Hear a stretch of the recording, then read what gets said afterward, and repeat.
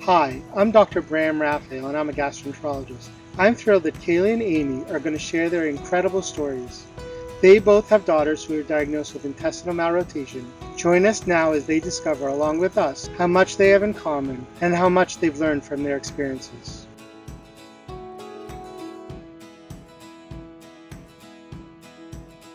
Finding a pediatrician that will actually listen to you is what kept us sane. So having a pediatrician who was a good listener was very important to you. Absolutely.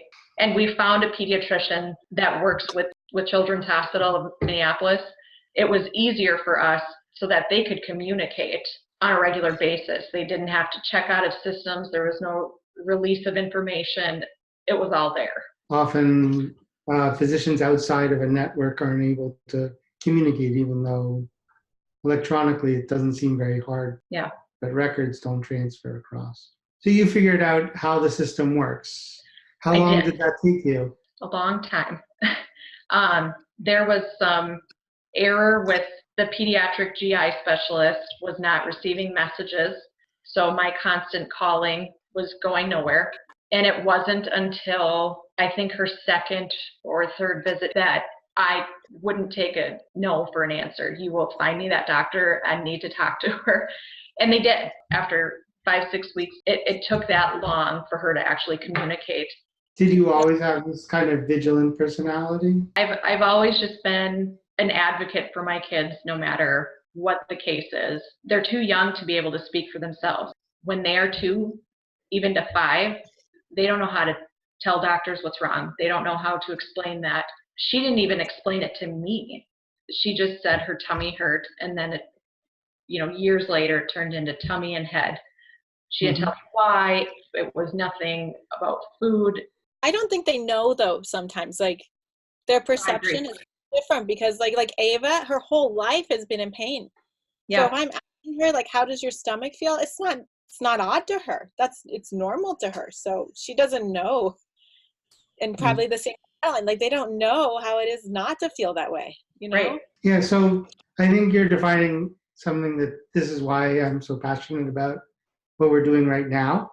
I think the parent population is so fantastic, is that the children can't tell us what's wrong, but parents learn to adapt and become incredible advocates for figuring out what's wrong.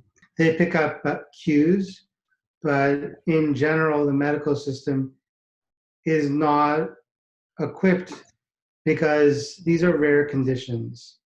Someone's supposed to come into the emergency room with appendicitis or acute gastroenteritis. It's not designed for people to come in with these disorders. And I want the system to get much better in terms of making sure that people who don't recognize these conditions are able to pick them up immediately, because children, when they come in with these problems, need to be diagnosed immediately. Physicians need to be able to listen to parents when they have a problem. You're spending all your time with your children. If something's going to be wrong, you're the only ones who are going to know it. So I'm wondering, now when you're talking to the doctor, do you feel like they listen to you differently? Well, I've been right a few times. That's helped. Me too. And the looks they give you when you are right? I think it depends on the doctor, honestly, because like our past GI, even if we were still with them, or if I went and talked to them about Ava, I think they'd still give me some of the same lines or the same defenses, but I don't think that they'd actually learn from it. But like our new GI is wonderfully receptive. He makes it a point to sit and talk with the child and then sit and talk with the parent.